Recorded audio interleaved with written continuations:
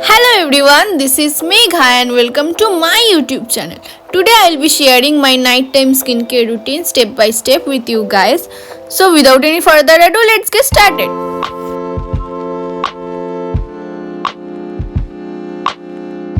First you have to double cleanse your face. Here I am using micellar water by Bioderma to clean my face. ये आपका makeup भी बहुत अच्छी तरीके से क्लीन कर देता है. So second I am using cleanser by Dot & Key. You can use any kind of cleanser that suits your skin and you have to massage your skin well with your face wash.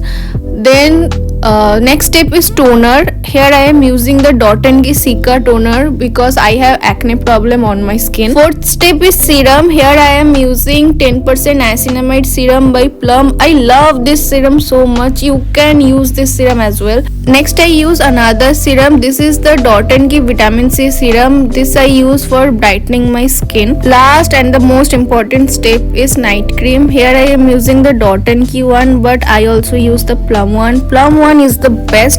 That is it for today. I hope you like my videos. If you like my videos, then do like, comment, share and subscribe my channel. Bye bye guys.